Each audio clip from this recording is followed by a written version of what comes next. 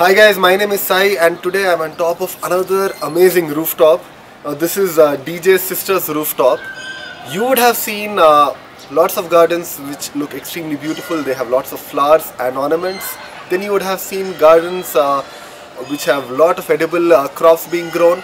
But rarely do you see a garden which has both of them blending so seamlessly that you really can't say what type of a garden this is. But this garden is really abundant and really beautiful, as you can see.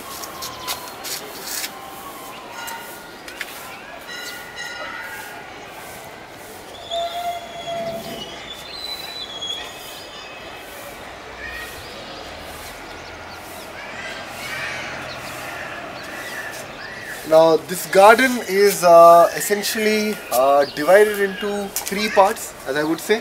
This is the entrance, and here you have lots and lots of edible things being grown. And just look at the size of these tomatoes. A few days back, a bunch like this, a couple of bunches like this were harvested, and when you look at the size, you know that this garden is being taken care of extremely well.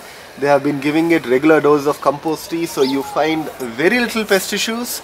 And just look at the size of this spinach and the health of cabbage. So coming further, you have a chili plant with I think probably 20 or so chilies being grown here. Next, this is a red amaranth, and this has already started going to seed. So if I just take this and rub it a bit, can you see this? This is going to be a seed. So this has huge number of seeds by the looks of it, and that should be good enough for a couple of seasons. Now along with all this, they have in the last season they had put okra, and just look at the height of this okra. This is probably 7 to 8 feet tall, and that just goes on to say that it got the right kind of nutrition, that even in these small covers, these would be probably 1 feet, 1.5 feet depth covers, this went really strong. Now I think they already had 4 to 5 harvests of this particular variety, this red okra, and now they have left it for seeds. So that should be good enough. The seeds that they get should be good enough for 2 or 3 rooftop gardens. And just come further. This I think is colocasia which they are growing here, and you have onion bulbs, onion which is coming here, and the bulb would have started forming.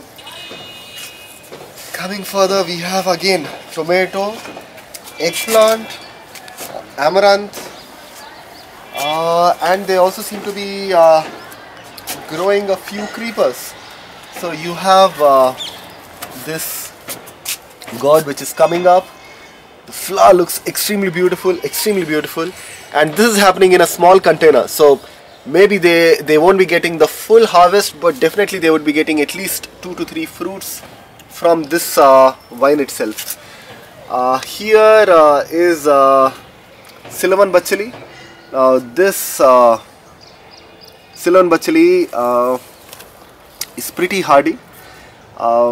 You can how you propagate is by cutting it, and you can just start putting it elsewhere and it will start coming. So many people have doubts as to how to propagate this. You don't require a seed for it. You can just cut it here and go and plant it somewhere else, and it will start coming. So they have a couple of Ceylon bacheli here, and going further, okay, again a huge harvest of tomato which is just coming up, and to top it off, a lovely looking cabbage. Now cabbage is extremely healthy, and if you can see the inside of the cabbage, this is what is usually harvested, is getting formed. So in about 10-15 days you would see that this bulb has become larger, and after some time you can just harvest it. And here we have sabja. Among other things that sabja can be used for, sabja is you can make a very good type of herbal tea with sabja. So whenever people come to Nagaul, we usually offer them sabja tea because it's a delicacy, it tastes really good, and is healthy also. So coming over to this side, here they have another guild, another vine which is coming from here. You have the same set of things here. You have eggplant, you have okra, tomato, onion, more sabja, more tomato, and more chili. And on top of these small pillars, they have kept these ornamentals. Now, having different colors always makes a garden look really good, and they have done it to perfection here. So coming further, we have tulsi here. Again, one more or two more vines which are coming out, and pretty soon I think the whole ground would be covered with these vines, giving a huge harvest. Now, all along the periphery, if you see, they have put lots and lots of flowers and ornamentals. So, going to that side, there is a bougainvillea here, and it is having 3 different colors. So you have white, you have violet, you have light orange, then you have Ganneru, and you have Vishnu Krantam, looking extremely good. Now this is going to go down, and this is going to provide this building with a very beautiful external facade. And these flowers, I mean the color, I really like this color. It has that kind of a transparent feel to it, and a very light hue of blue. This is Vishnu Krantam, for those who don't know. Going further, there is I think this is called Mulla Gorintaku, and they have a couple of them just waiting for it to bloom. So this brings me to the other side, the second part of their garden. Now this is making very good use of the vertical space that one has, and to that they have put Malabar spinach.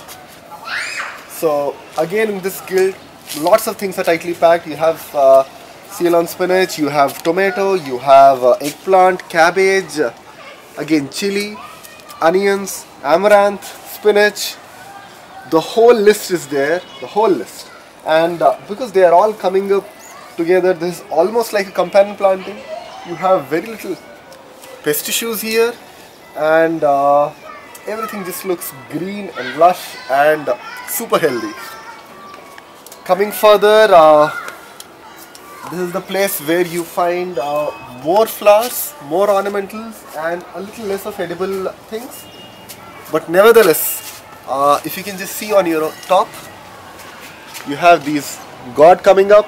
So although on the ground it seems that there are less number of edibles, they are making very good use of the trellis that they are having right now, and lots more are going to come. I think you can see one which has already formed there. That is ready for harvest.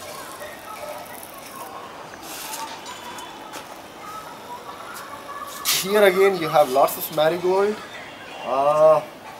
different types of flowers, and in between the garden they have made this beautiful arrangement of ornamentals and flowers. Now you just look at the beauty that you have here. You have marigold, you have Kanakambaro, you have red amaranth, which looks almost like an ornamental in itself. And this place is a place where you could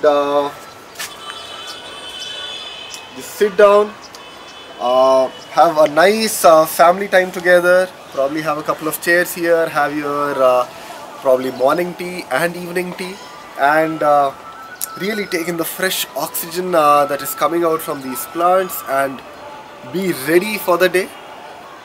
And this looks very inviting. So it is important to have something in your garden which also invites you, so that you can spend more time here and really look at nature in all its glory.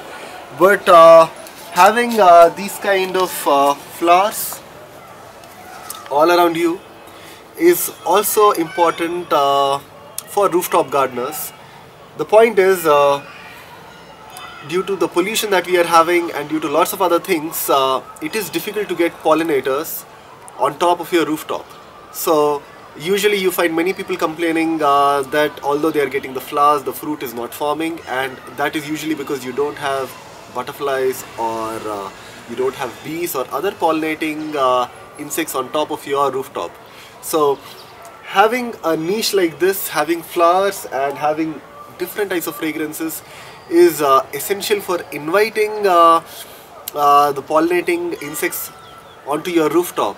So in an urban scenario, it is extremely important to keep that in mind and try to include as many flowers as possible, because apart from the other things that plants, these kind of flowers do, is that they attract those things which are going to make your edible garden a success. So don't neglect on the flowers that are required. And we'll go to the other side.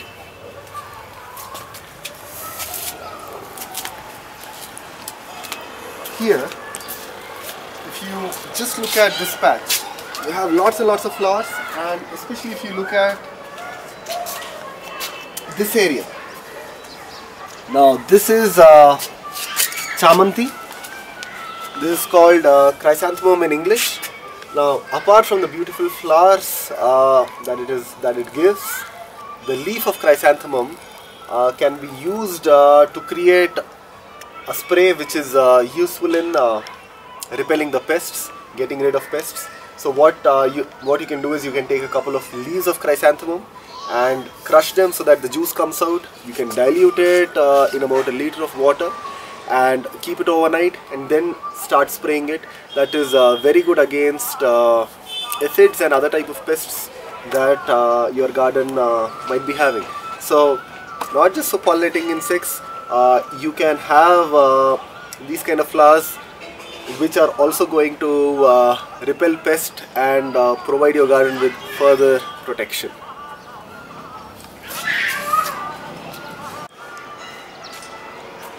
And I almost forgot to show you this. There is another beauty which is hanging out from here, and this is ready for harvest. So coming over to the first part, this is sunflower, and this looks really beautiful, and because it is pointing that way, I'm pretty sure the sun is there. So in between the garden they have made these kind of arrangements, which again is very inviting. And here I have something which you usually don't see on a rooftop garden. This is cotton, and I think pretty soon this cotton can be harvested. Now for those who light lamps in front of gods and other deities that you have in your place of worship, you can grow cotton on your rooftop. You can take this and roll it like this so that it becomes into a wick, and you can put it into your oil lamp, and basically you can just start growing it on top of your house. Now this portion of the garden is still under development, so you see that there are some vacant spaces, but this is another type of Malabar spinach. You saw the green one on the other side, this is the red one, and again you can see that very good use of this vertical space is being done. So always keep in mind that it's not the horizontal surface that you need to be worried about.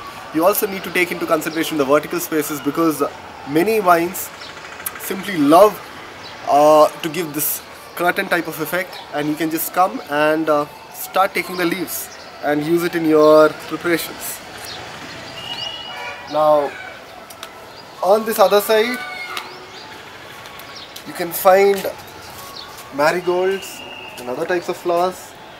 You have a few vines which are coming there, You have a dosakai, which I think is pretty much ready for harvest. You have red amaranth, and an ornamental like this really acts like a good windbreak, because this is going to take most of the jolt that comes from the wind. So also keep in mind that ornamentals can also make good windbreaks. And finally, here in this area is what they are recently developing. So you have lots of ornamentals which have been stacked together here, and you have Metatamara. Now many people don't know, but Metatamara gives a beautiful flower, and apart from that, this can be used for purification of water. So if you are getting your grey water from somewhere and you can plant enough number of this plants there, what happens is this is going to take in a lot of the grey matter from your water, so that by the end of it the water that you are getting is relatively purer. So this is where they have put their ornamentals. Again, a few more bougainvillea, and they are doing a bit of seed saving here, and trying to grow some more green vegetables there, and essentially trying to get the seedlings ready in these trays.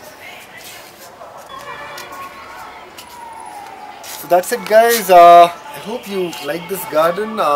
This is an update of the garden after about 2 to 3 months. DJ did a video a couple of months back, so you can see how the garden is today. They've got huge harvests in between these 2 to 3 months. They have got excellent harvest of okra and tomatoes specifically, apart from the regular greens that they were getting. So having this kind of a aesthetically beautiful, edible rooftop organic garden is not that difficult. Just need to have a bit of a planning, and just try to look at the kind of resources that you have and the way in which you could grow, and pretty soon you would have an abundant, beautiful looking garden. Thanks for watching, and don't forget to subscribe.